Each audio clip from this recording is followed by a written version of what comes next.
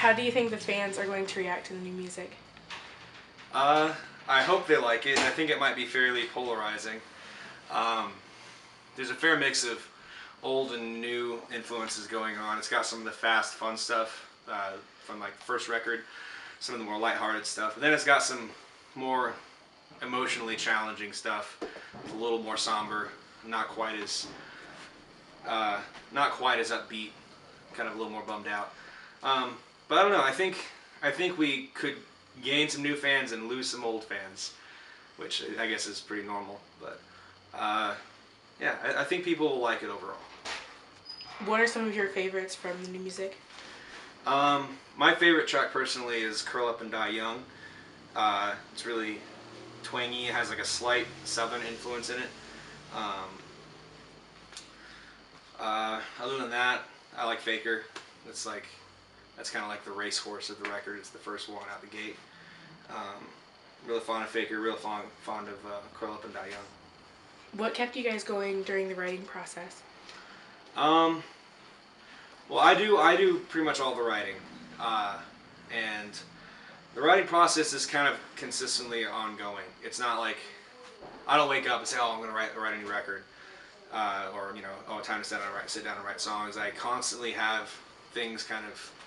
I'm writing little things here and there, and then I'll piece things together. And but while I'm writing and everything, we're generally doing something, playing shows, and then we go in the studio, and Kevin helps out and adds his little ear candy to it. And but I don't know. I'm kind of always writing, so the writing process has been going on for the past 4 years, pretty much. So.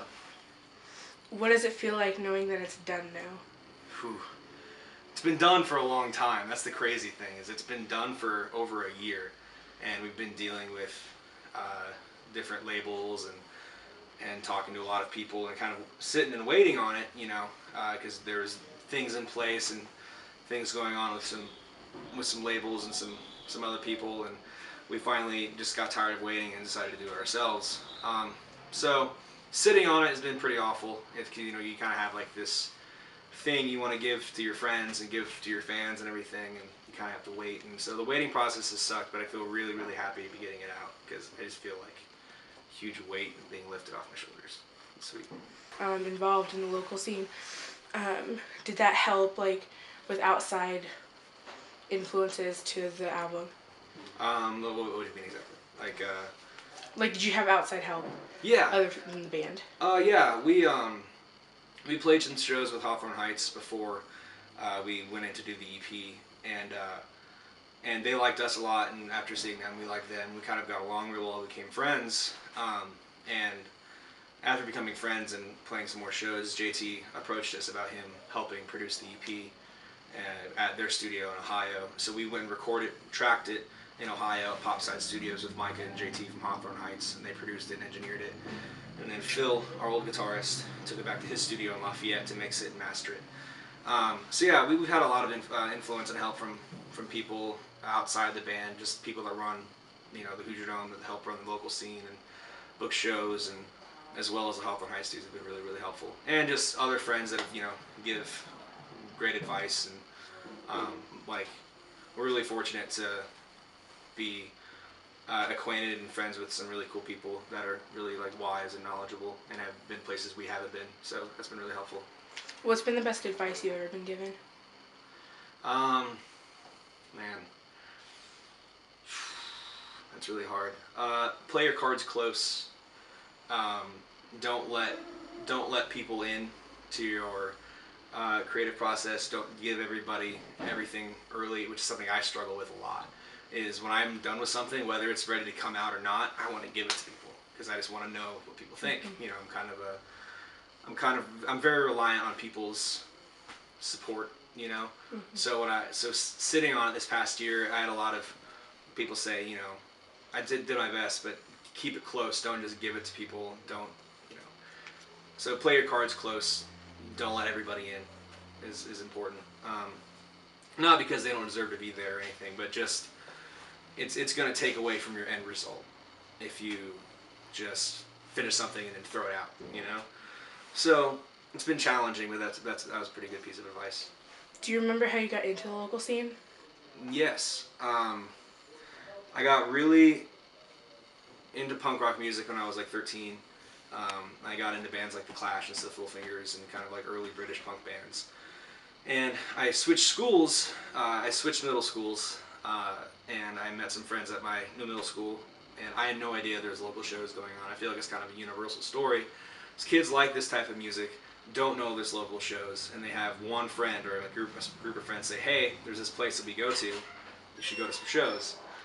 So I went to my first show at a skate park that was also a punk rock venue called ISD Skate Park, and I saw some local bands that were, and some touring bands that were really sweet. And it seems like I haven't missed a week where I've been at a show since then. I've been going to shows pretty consistently since then. So my middle school friends got me going to shows and got me into the local scene and meeting Steven Zumbrin, and you know, him building Piratical Productions and starting booking shows. And so I was kind of, you know, I was with him a lot. He's responsible for everything. It's like as far as all ages music in Indianapolis, in my opinion, like he is the cornerstone of it. So. What's your favorite show that you've played? Man, a few tours ago, we were in Detroit and we were playing with our friends in Break Anchor, which their lead singer is in a band called Suicide Machines, a real popular skate punk rock band from the 90s. And we had a day off the next day. We couldn't get booked, and he came to us after playing the show and said, "Hey, you guys have a day off tomorrow, right?" Like, yeah, it was a Friday. We couldn't get a book. It sucked.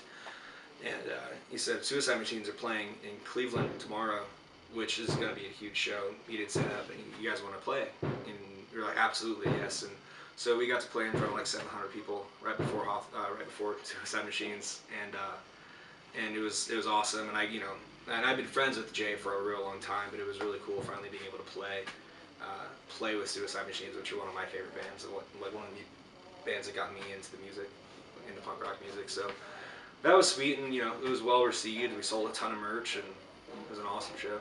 It was cool. Do you see it's all happening going on tour soon? Yeah, we're always trying to get out, and we just got off a month ago or a month and a half ago, just got off a 2-week, it was a 3-week tour, East Coast and back. But yeah, early next year we're trying to get out a lot and do a lot of weekend stuff regionally, but also try to get the East Coast and back. And I want to do a West Coast tour sometime next year because I haven't been to the West Coast and it's not happening yet. So I would like to go do that as well. If you could say one thing to the fans, what would it be? Be creative, pick up instruments, and listen to a ton of music and challenge yourself, and don't just listen to what you're comfortable with, and get outside of your comfort zone and listen to stuff that you just don't understand yet, and just challenge yourself, because music goes beyond punk music and pop punk and hardcore. It goes way beyond that, and like rather than having an allegiance to one subgenre, have an allegiance to music in general. Like don't just pigeonhole yourself and I only listen to heavy bands, or I only listen to pop punk bands, or go out and buy a John Coltrane record. I know nothing about John Coltrane, but I bet it's sweet, So go out and buy some challenging music and check it out, and also be creative yourself and like challenge yourself to be honest with yourself in your art and in your music. That's really important, is honesty. There's kind of a lot of different things in one. Mm-hmm. Hi guys, this is Mitch from It's All Happening. I am doing an interview with Livmayestv. Thanks to Liv for having me, thanks for the questions, and thanks for the interest, and thanks for tuning in. Thank you.